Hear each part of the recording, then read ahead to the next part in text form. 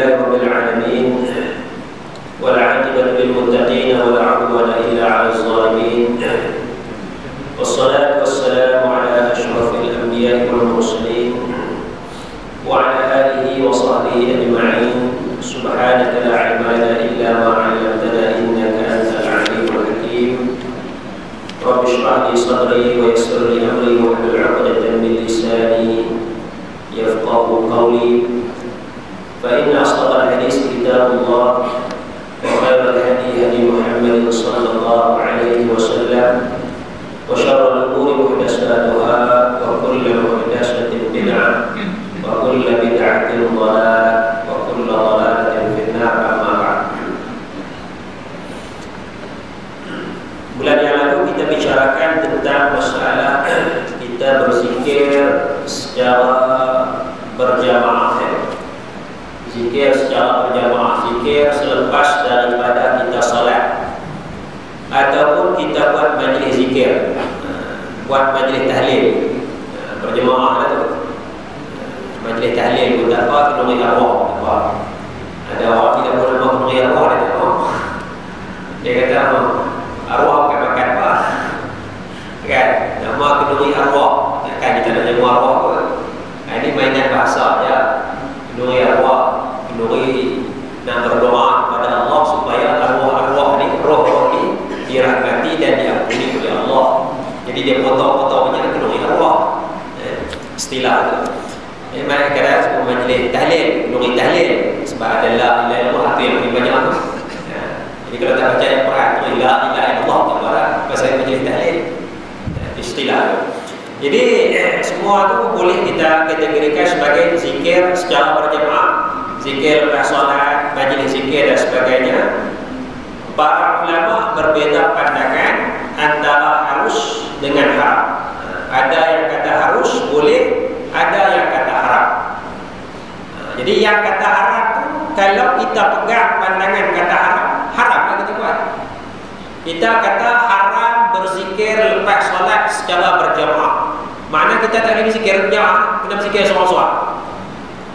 Dia hukum macam tu, ikut pegangan kita. Ikut pegangan kita.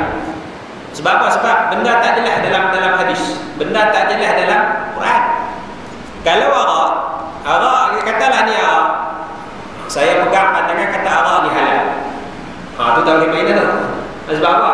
Sebab jelas dalam Quran arak haram. Innamal khamru wal maisiru wal ansab wal azlam rijsun min amal syaitan fajtanibu. Sesungguhnya arak, sesungguhnya judi, sesungguhnya berhala-berhala, sesungguhnya undi nasib tu semuanya kotor, najis daripada amalan syaitan, maka hendaklah kamu jauhi. Jadi arak tu jelas dah. Jelas. Tapi dalam masalah zikir berjamaah tak jelas. Ayat Quran pun tak sebut cara jelas mengharamkan, tak nak kata jelas juga pun tidak. Jadi ada ulama kata boleh buat, ada ulama kata tak boleh buat. Dia tengok mana kita nak ambil. Macam kita kata janggut. Nabi suruh kita simpan janggut. Kan? Nabi suruh kita juga a'ful liha. Nabi sebut dalam hadis dia a'ful liha, hendaklah kamu simpan janggut. Hendaklah kamu simpan janggut. Jadi ramai kita tengok ustaz-ustaz kita, ulama kita tak ada janggut. Payah nak cari ulama mesti ada janggut panjang-panjang, kecuali yang mengaji India. Yang mengaji India yang kita tak panggil ustaz, kita panggil maulana. Sama aja maulana kan ustaz kan, sama aja syekh kan. Sebab kalau ustaz tu, kalau tak salah ustaz tu belah India Pakistan tu, ustaz tu dia untuk yang tak mengaji agama panggil ustaz kan. Maknanya engineer pun boleh panggil ustaz, tukang masak pun boleh panggil ustaz kan. Tapi kalau mengaji agama dia panggil maulana. Kalau belah besar, maknanya dia panggil ustaz, dia tak panggil maulana. Tapi kita tengok maulana orang janggut dia panjang-panjang, mesti ada janggut. Sebab apa?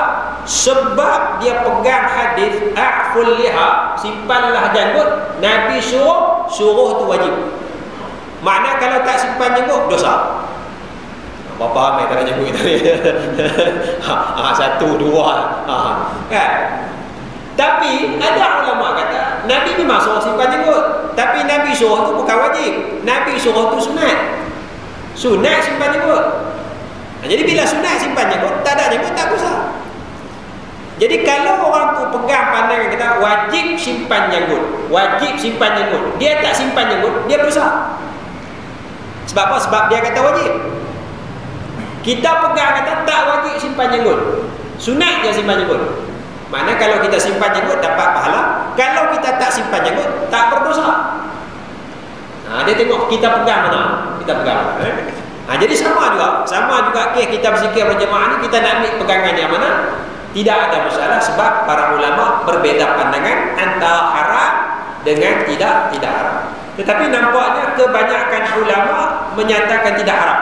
Kita boleh buat cara mudah, kebanyakan ulama menghukum tidak haram untuk kita berzikir secara berjamaah. Kebanyakan ulama secara kasarnya macam ni. Kemudian antara masalah lagi yang kita nak sebut pada pagi ini dalam masalah berzikir juga ialah masalah zikir. Sama ada kita nak zikir ni dengan suara yang nyaring, suara yang kuat, ataupun kita nak berzikir slow-slow. Kita nak zikir sengah-sengah, pelan-pelan. Ataupun kita nak berzikir pakai mikrofon, dengar satu masjid, dalam masjid pun dengar, di luar masjid pun boleh dengar. Ketika mana kita nak berzikir tu, yang masalah zikir doa tu saya dah. Tapi zikir lepas sembahyang tu kita nak buat kuat-kuat ataupun kita nak buat slow-slow. Di sini dia ada panduan daripada hadis Nabi sallallahu alaihi wasallam. Ada panduan daripada hadis Nabi sallallahu alaihi wasallam tentang masalah zikir secara kuat dan juga zikir secara senyap. Masing-masing ada fadilat, masing-masing ada kelebihan. Cumanya adab dia jangan sampai mengganggu orang yang sedang solat. Itu adab dia, jangan sampai mengganggu orang yang sedang solat. Kita nak berzikir lepas sembahyang kan, imam memang ada mikrofon dah, sebab dia dah baca sembahyang ni, baca kuat kan, yang maghrib ke isyak ke subuh. Tapi lepas daripada sembahyang tu, barangkali ada lagi orang yang sedang solat tak habis lagi, orang yang datang rakaat yang kedua, orang yang datang rakaat yang ketiga, dia bangun. Ada di sini bila dia menyaringkan suara sama volume suara dia tu macam dia sembahyang tadi tu, kita baca Fatihah, kita boleh fokus kan? Tak boleh fokus. Untuk imam baca ayat kursi, kita baca Fatihah, kita akan keliru. Kita tengah baca Fatihah, kita sambung rakaat lagi, bismillah, alhamdulillah. Untuk imam baca ayat kursi, kita akan keliru. Kita tak boleh nak fokus. Kita nak dengar imam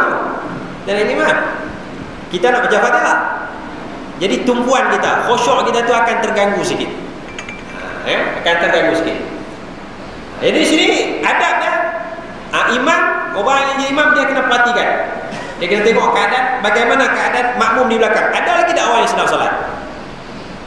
Kalau ada orang yang sedang solat, seeloknya, sebaik-baiknya imam tarik sikit mikrofon turun bawah, slow sikit. Sekadar nak baca istighfar. Tak perlu lagi kita buat istighfar macam majlis tahajud tu, qiyamul lail tu. Yang tu kita nak buat, nak bagi syahdu kan. Nak bagi syahdu dengan nada kita, dengan rima kita, dengan lenggok kita, dengan lagu kita. Sebab biasanya waktu tu orang sembahyang sama-sama. Majlis qiyamul lail tu. Tapi sembahyang yang lain tu, ada yang masuk rakaat kedua, ada yang masuk rakaat ketiga, ada yang masuk rakaat keempat, ada yang masuk imam tengah tahiyat akhir, dia nak sambung lagi 4 rakaat. Jadi imam kena prihatin soal tu. Sebab tak nak ganggu orang yang sedang solat, walaupun dia berzikir. Sebab itu dalam hadis Nabi sallallahu alaihi wasallam disebutkan ada sahabat yang baca Quran. Zikir ni baik, baca Quran pun baik. Amalan baik, baca Quran. Baca Quran ni tuan-tuan tak wajib sebenarnya. Baca Quran hukumnya tidak wajib. Wajib ke tak wajib? Baca Quran tidak wajib. Kalau kita tak baca Quran pun tak apa.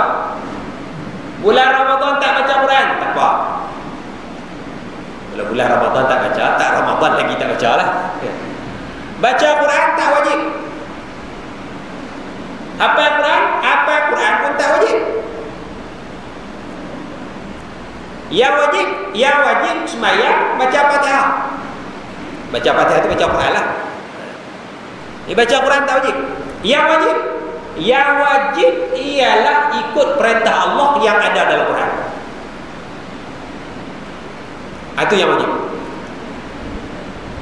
Hari ini kita terbalik. Sebahagian besar orang Islam terbalik. Dia baca Quran tapi dia tak ikut perintah Allah.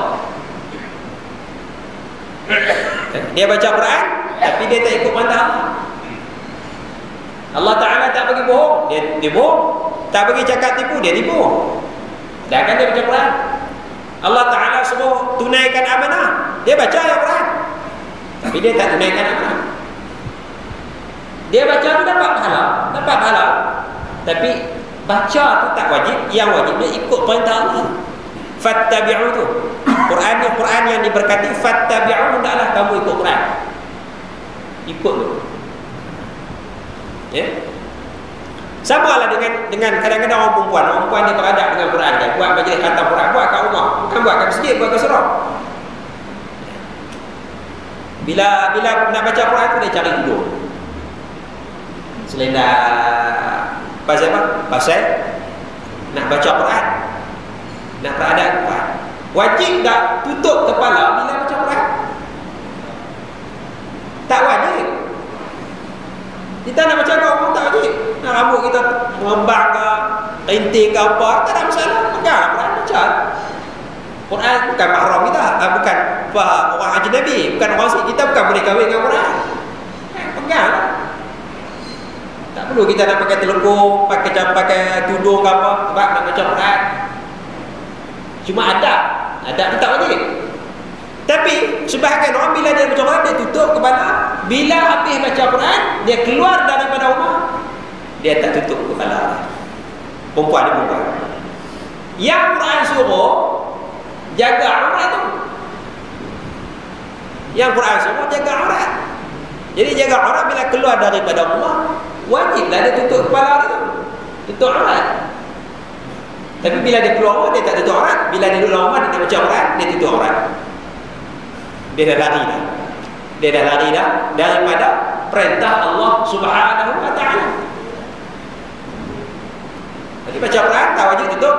Baca Quran pun tak wajib. Yang wajibnya ialah ikut perintah Allah Subhanahu wa ta'ala. Baik, balik pada hadis. Nabi dengar sahabat baca Quran, dan sahabat baca Quran dengan suara yang kuat, suara yang nyaring.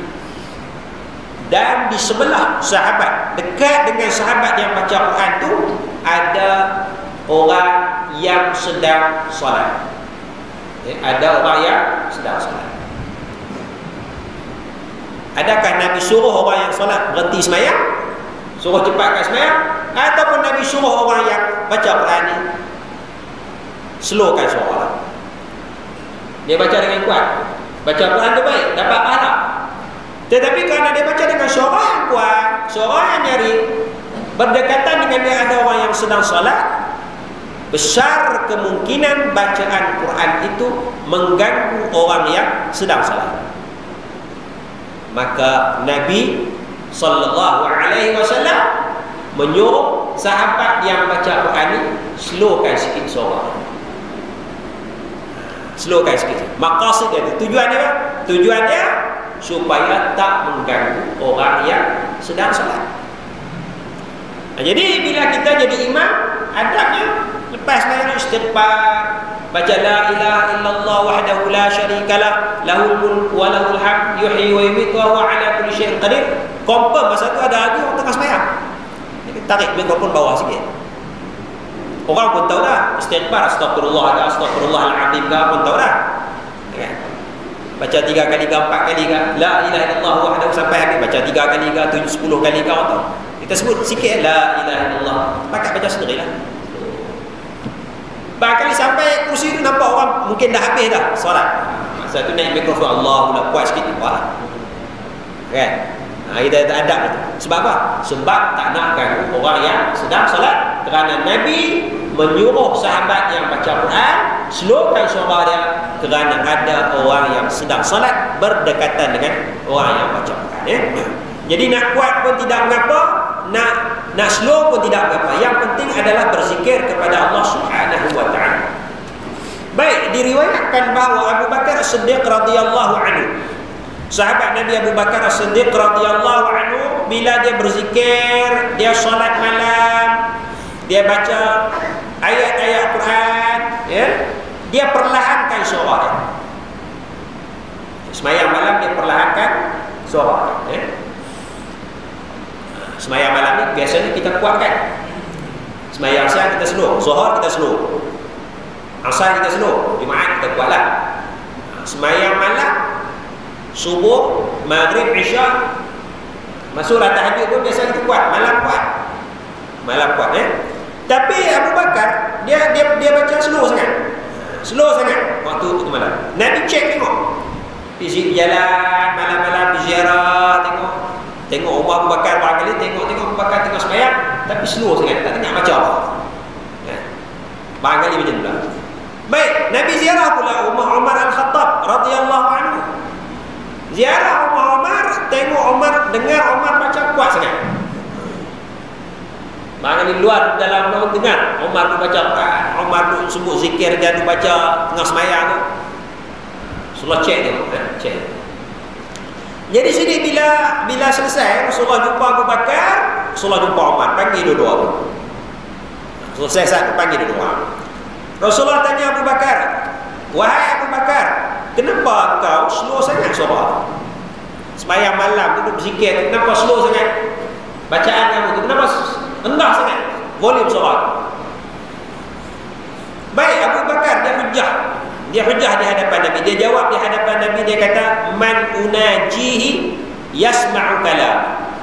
Abu Bakar jawab kepada Nabi, siapa yang sedang aku munajat? Siapa? Allah lah. Dia sedang bermunajat kepada Allah. Sedang bersolat itu mana kita sedang bermunajat, berbisik-bisik kepada Allah Subhanahu wa taala. Aku munajat kepada Allah, yasma'u kalami, Allah mendengar kalam. Baca slow pun Allah Ta'ala dengar. Jadi nak timbul masalah apa? Kan? Dalam hati pun Allah Ta'ala tahu. Pengkhianatan mata kita, kha'inatul a'yun wa ma tukhfi sudur. Khianatan mata kita tengok perkara tak elok, orang lain tak tahu, kita tahu, Allah Ta'ala tahu.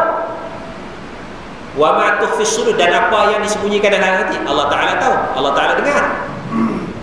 Bisikan kita. Jadi dia baca Fatihah akan slow, baca surah akan slow, dia kata Allah Ta'ala dengar. Tak ada masalah. Itu dia hujah di hadapan Rasulullah. Boleh jawab dia di hadapan Rasulullah, boleh jawab. Bila Rasulullah tanya, kena jawab. Jadi bila Abu Bakar jawab begitu kepada Rasulullah tanya pula Umar Al-Khattab, "Hei Umar, kenapa pula kamu baca kuat sangat? Abu Bakar tadi baca slow, sekarang kamu pula Umar, kenapa baca kuat?" Umar pun dia ada hujah. Dia kata, "Uqidul wasnan wa atrudus syaitan wa udhir rahman." Aku menggerakkan orang yang mengantuk. Aku baca kuat-kuat, aku nak gerakkan orang mengantuk, ahli keluarga dia lah pun. Nak gerakkan mereka, aku baca kuat. Itu tujuannya. Wa atrudus syaitan, dan aku nak menghalau syaitan. Baca kuat sikit. Tujuannya nak halau syaitan. Kalau syaitan ni dia tak kira kuat ke tak kuat ke, tak ada masalah. Baca kuat pun, kalau dia bukan tengok kita baca kuat, dia tengok kita ni kuat ketakwaan ataupun tidak. Kalau kita kuat ketakwaan kepada Allah, kuat ke mana, syaitan tak kacau kita. Tak berani kacau lah. Nak kacau tu nak kacau juga, tapi nak tembus masuk kacau kita payah sikit. Sebab tu dalam Quran dia tengok berada wa imma yanzaghannaka minasyaitani nazghun fasta'idz billah innahu huwas samiul alim. Wa imma yanzaghannaka minasyaitan, apabila syaitan kacau kamu, syaitan tarik kamu, syaitan goda kamu, fasta'idz billah, maka hendaklah kamu minta lindung kepada Allah. A'udzu billah, baca a'udzu billah. Kalau nampak makhluk yang pelik-pelik tu, minta lindung kepada Allah. Kalau nampak hantu, laknat dia. Al'anuka bi la'natillah. Aku laknat engkau dengan laknat Allah. Lepas tu larilah. Sebelum lari. Sebelum lari. Alhamdulillah tu. Jadi bila syaitan kacau, fasta'in billah, minta lindung kepada Allah. Minta lindung tu nak kuat kan? Slow kan? Allah Ta'ala sebut innahu huwas sami'ul alim. Sesungguhnya Allah Maha mendengar. Sami', Maha mendengar ucapan kita. Apa yang kita ucap di mulut Allah Ta'ala dengar. Al-alim, Allah Ta'ala Maha mengetahui apa yang ada dalam hati kita. Jadi dia gabungan di antara dua, bacaan di mulut dan kekuatan dalam hati kita, keimanan kita. Kalau kita baca di mulut tapi dalam hati kita kosong, tak kuat, keyakinan kita kepada Allah, ketakwaan kita kepada Allah tak ada. Dia nak dalam hati ni kuat. Itu al-alim tu Allah Ta'ala mengetahui. Sebab tu bila ada orang kena rasuk dengan makhluk halus, dengan jin, syaitan kacau lah. Jin, syaitan, jin kana minal jin. Syaitan pun daripada jin juga kan. Bila bawa kepada Imam Ahmad, anak pembesar sekian kena rasuk dengan jin, Imam Ahmad bagi kasut dia, selipar dia, kasut dia bagi selipar dia, Imam Ahmad tak pergi pun, tak pergi. Ini selipar kan, bagi tahu pada jin tu, kalau kamu tak keluar, ni selipar Imam Ahmad, aku akan pukul kamu dengan selipar Imam Ahmad. Selipar weh. Kawan ni bawa ke rumah pembesar tu, orang kaya tu, yang kena rasuk tu anak pembesar kan, cakap dengan jin dalam badan tu, ni Imam Ahmad punya selipar. Imam Ahmad pesan, kalau kamu tak keluar, tak tinggalkan budak ni, Imam Ahmad suruh pukul dengan selipar. Jin tu aku keluar lari, selipar lari. Jadi orang simpan selipar Imam Ahmad sampai Imam Ahmad meninggal dunia. Jin tu kacau ulit. Bila jin tu kacau ulit, orang tak ada masalah, kita ada selipar Imam Ahmad kan? Dia ambil selipar, ini selipar Imam Ahmad, kalau kamu tak keluar, kami pukul dengan selipar Imam Ahmad ni. Imam Ahmad, jin tu kata, aku tak mau keluar. Aku keluar dulu pasal aku hormat Imam Ahmad.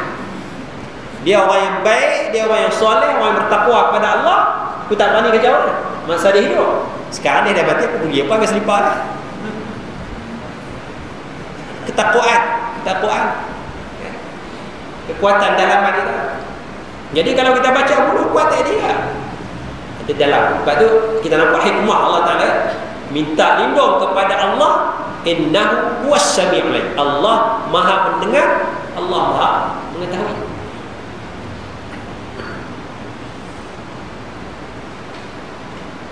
Datuk Ismail kan dia cerita dia pergi Singapura. Dia mau bawa abang kena rasuk lah apa kan. Dia pergi Singapura, cerita yang sampai ke dia ubat orang ni cakap dengan jin, suruh jin keluar, jin tak mau keluar. Pukul barang ni, pukul ke apa ke, bakar ke, tak mau keluar ke, ketegak.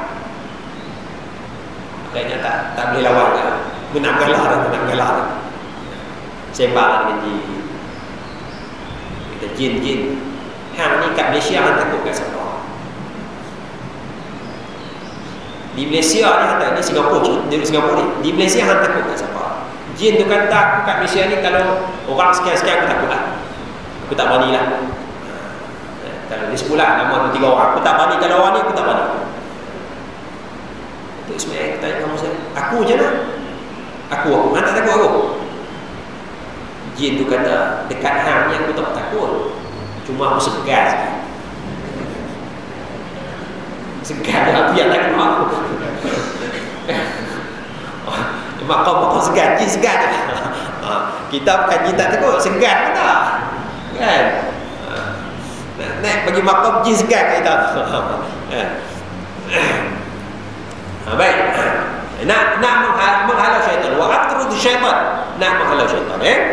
Jadi Sayyidina Umar Al-Khattab dia nyaringkan suara bacaan dia kerana salah satu tujuan nak menghalau syaitan. Sebab itu kelebihan Sayyidina Umar dalam satu riwayat hadis dia kata, kalau Sayyidina Umar lalu jalan ni, lalu satu jalan, syaitan tak akan lalu jalan, tak akan berani bertemu, tak berani nak bertemu dengan Sayyidina Umar. Kenapa jadi begitu? Kita kena kaji sirah Sayyidina Umar, apa yang dia buat, apa kekuatan iman dia, apa amal ibadah dia, sampai Nabi sebut syaitan tak berani lalu jalan yang dilalui oleh Sayyidina Umar bimbang bertemu dengan Sayyidina Umar. Baik, sebab yang ketiga, kenapa dia nyaringkan bacaan, dia kata wa urdir rahman, aku nak mencari redha Allah Subhanahu wa taala. Itu tujuannya. Abu Bakar dia slow, dia pun nak cari redha Allah. Sayyidina Umar dia kuatkan suara dia pun nak cari redha Allah.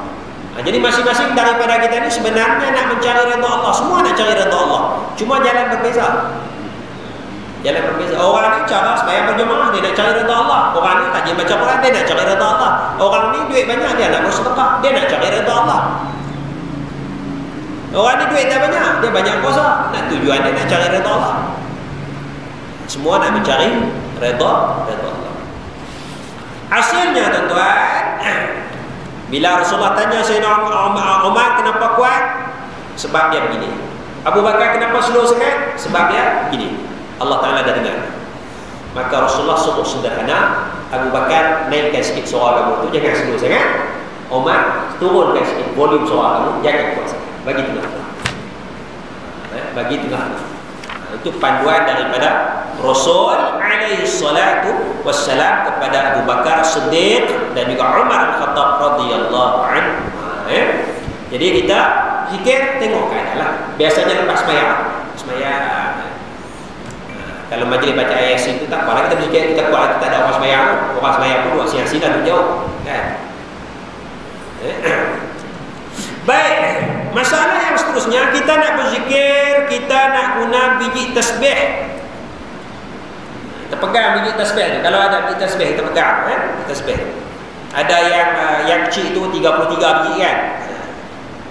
Rangkuman tangan kita. Kalau yang satu itu panjang sikit. Ada yang biasa-biasa, ada yang kayu kokar. Ya, kayu kokar tu mahal sikit, biji kayu kokar tu. Fadilat dia tak ada apa, cuma sedap pegang. Sedap pegang. Tak ada lah kata siapa tasbih berzikir dengan biji kayu kokar digandakan pahalanya 10 kali ganda. Itu tak ada. Sama je, kita sedap pegang ni licin, elok kan. Itu je tujuan dia. Tak tahu lah kayu ada dalam setengah buku dia tulis belakang fadilat kayu kokar tu, semua tu wallahu a'lam, pasalnya hadis tak betul tu. Tak payah kita nak pengaruh. Kita beli tu kenapa? Kerana sedap pegang cukup lah. Cari tongkat kayu kokar ada.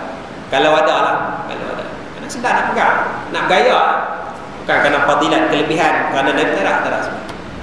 Kerana apa? Sampan sangat. Kapai bahtera Nabi Nuh tu buat pada kayu kokar. Betul ke tak betul, Allah Alam, benar kita tak tahu. Kita tak tahu kan. Dia kalau buat barangkali kayu kokar yang sudah ada zaman Nabi Nuh tu kan, pakai kayu kokar, barangkali sesuai. Jadi kita jangan sandarkan kepada Nabi perkara yang tak pasti datang daripada Nabi SAW. Tak apalah, kita nak pegang kayu kokar ke, yang biasa ke apa ke. Dalam bahasa Arab dia sebut sebagai subha. Alat tasbih tu, biji tasbih tu dia sebut sebagai subha. Jadi para ulama dia buat kajian dan dia juga berbeza pandangan sama ada harus nak guna biji tasbih ataupun tidak harus. Sama ada boleh pegang tak boleh pegang. Kadang-kadang para ulama ni pun kita pelik lah. Benda yang macam tu saya pelik lah ulama-ulama. Benda-benda yang jadi begitu nak bahas panjang-panjang kan. Lantaklah orang pegang, kata pegang tu semua kan. Bukannya berdosa, bukannya pegang kulit babi. Ya. Jadi perbesarkan dia bahas panjang sampai dia sebut haram pegang biji tasbih ketika berzikir. Kita tak ada. Tak ada biji tasbih. Soalan kita pegang haram. Ada. Haram pegang. Subhanallah, subhanallah. Haram pegang. Sebahagian ulama. Kerana bagi dia kata itu adat orang kafir. Adat orang kafir. Dan dia kata Nabi tak pernah guna macam tu. Nabi tak pernah guna. Itu orang tak hujah lah. Tapi bagi sebahagian ulama benda ni tak ada apa. Harus. Bagi sebahagian ulama tak ada apa. Sebab apa? Sebab kalau kata adat orang kafir, budaya orang kafir, banyak benda tak boleh buat lah.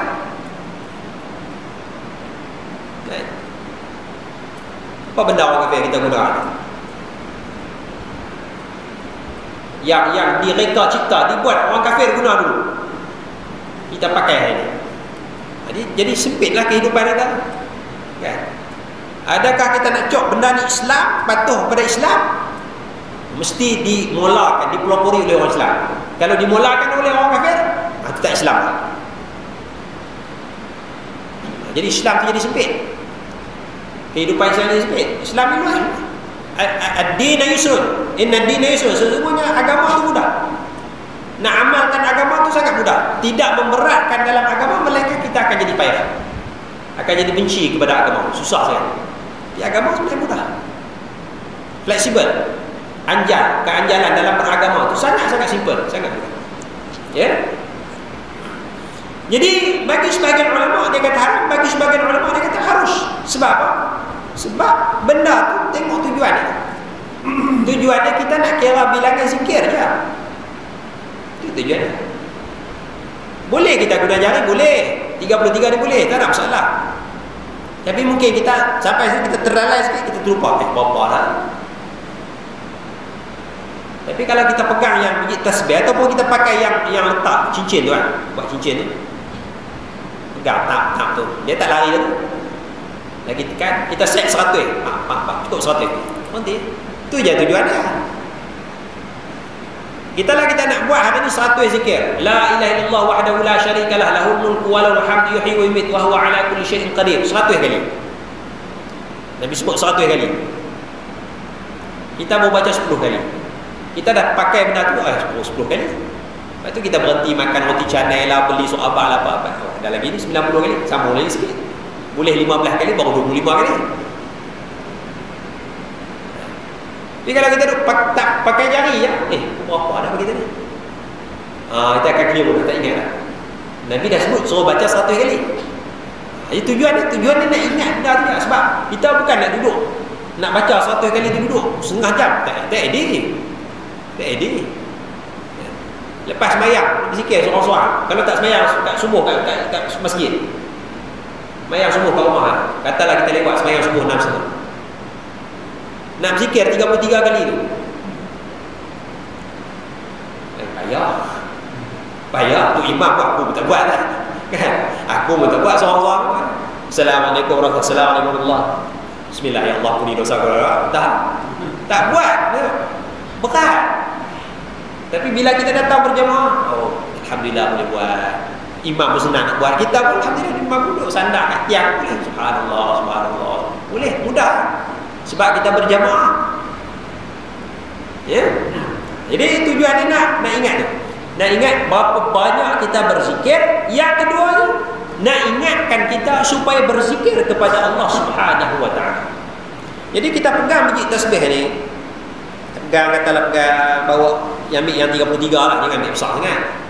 Jangan bawa rahib sami tu kan. Yang 33 tu pegang, boleh poket baju boleh, poket seluar boleh. Bila kita seluk masuk tangan kita dalam poket seluar kita, ada tasbih. Apa tujuan tasbih ni? Berzikir kepada Allah. Kita pun teringatlah, boleh 10 kali, 15 kali. Terlupa tak? Lagi 10 minit pula, 10 pula. Biji tasbih. Nak berzikir kepada Allah. Nak berzikir pula. Tujuan dia itu, antara tujuannya nak ingatkan kita supaya berzikir kepada Allah, kerana Allah Ta'ala suruh wazkurullaha dzikran katsira. Berzikirlah, ingatlah kepada Allah zikir yang banyak. Nak memperbanyakkan zikirlah.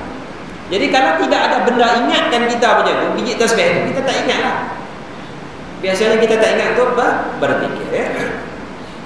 Jadi itu tujuannya. Jadi sebab itu bila lihat kepada tujuan tu, Al-Imam Syaukani, Imam Syaukani dia dalam sebut dalam kitab hadis dia Nailul Awtar bersetuju bahawa penggunaan biji tasbih adalah harus ketika membicarakan hadis-hadis berkaitan tasbih. Imam Syaukani, ya, dalam 200 tahun yang lalu lah Imam Syaukani hidup di belah Yaman sana tu, dia buat cara hadis tasbih, bawa semua hadis tu, dia bagi pandangan harus guna biji tasbih. Boleh pegang pandangan itu, Imam Syaukani. Imam Syaukani ni kan mujtahid lah, dia mujtahid, dia macam tak ada mazhab juga lah, dia punya pandangan tu. Sampai orang kata dia fiqh pun dia alim, usul fiqh pun dia alim, hadis pun dia alim. Dia ada tulis kitab fiqh dia ada tulis kitab usul fiqh dia. Biasanya ulama dulu payah nak jumpa. Kalau dia bidang hadis dia akan tulis kitab hadis dia. Kalau dia ulama fiqh dia akan tulis kitab fiqh banyak. Tapi Imam Syaukani kitab hadis pun ada, syarah-syarah hadis dia. Kitab zikir pun dia ada. Kitab usul fiqh pun dia ada. Irsyadul Fuhul, kitab usul fiqh. Mana kalau orang nak ngaji usul fiqh dia, peringkat BA, peringkat master dia usul fiqh, akan baca kitab dia. Mana orang spesialis bidang usul fiqh. Mana dia gabung usul fiqh dengan hadis, kekuatannya. Al-Imam Asy-Syaukani. Hebat tak hebat dia ni? Sampai dia orang cadang kepada dia supaya dia tulis syarah Sahih Bukhari. Syarah Sahih Bukhari. Syarah Sahih Bukhari. Jadi kalau kitab Bukhari ni, hadis ni, kitab Bukhari antara kitab yang sahih lah, yang sahih dan kitab yang terbaik lah, tapi payah sikit kita nak faham. Payah sikit kita nak faham.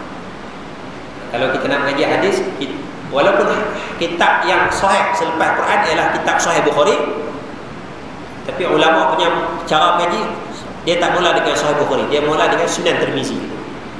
Itu seni cara nak mengaji hadis. Mula dengan Sunan Tirmizi, sebab Sunan Tirmizi lebih mudah. Sebab tu kita buat Syekh Idris Marbawi tu, dia Bahrul Madi, Mukhtasar Sunan Tirmizi. Kita baca kita mudah. Bahasa Jawi tu, tak kalau Jawi mudah tak mudah tu lah, kan. Tapi dia ambil urut ringkas tu, sebab satu permulaan tu. Bila nak mengaji hadis, Sunan Tirmizi tu. Bila dah master Sunan Tirmizi, dah faham Sunan Tirmizi, hadis-hadis dia, masuk Sahih Bukhari, dia akan jadi mudah. Patutnya Sahih Bukhari dulu, tapi seni mengaji Sunan Tirmizi. Sunan itu cara. Baik. Jadi bila orang kata kepada Imam Syaukani suruh karang syarah Sahih Bukhari, Imam Syaukani sebut satu hadis, iaitu Rasulullah kata la hijrata ba'dal fath. Tidak ada hijrah selepas daripada fath, pembukaan kota Mekah. Hadis tu bercerita bab pembukaan kota Mekah. La hijrata ba'dal, tidak ada hijrah ke Madinah selepas pembukaan kota Mekah tahun ke-8 atau tahun ke-9 hijrah. Hadis tu bab lain, kes lain, tapi punya alim bila hadis dia kaitkan dengan hadis tu, orang suruh dia tulis syarah Sahih Bukhari, dia tak mau tulis pasal apa? Pasal sudah ada satu kitab syarah yang sangat baik bernama Fathul Bari.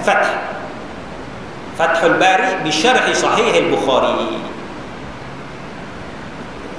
karya Al-Imam Ibn Hajar Al-Asqalani Asy-Syafi'i.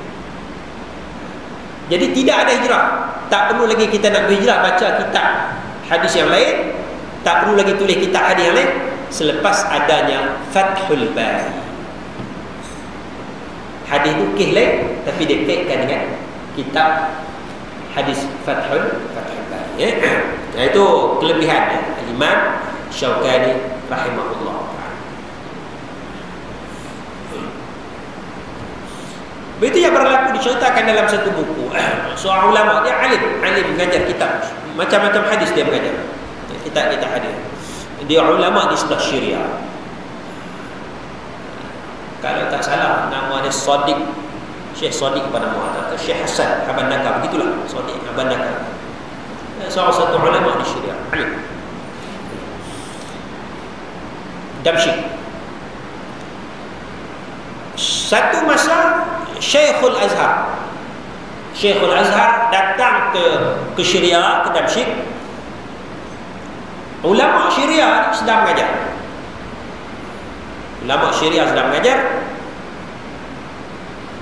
Dan mengajar, kalau tak salah mengajar Sahih Bukhari.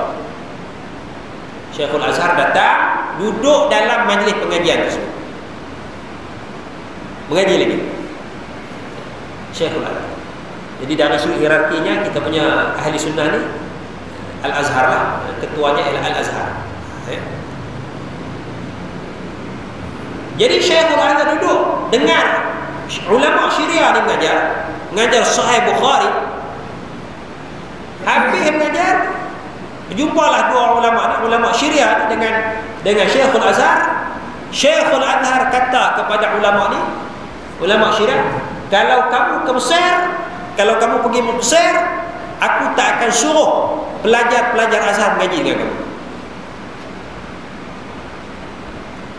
Wahai Syekh, wahai ulama Syria, kalau kamu ke Mesir, aku tak akan suruh pelajar Azhar mengaji dengan kamu. Tapi aku akan suruh ulama-ulama Azhar mengaji dengan kamu.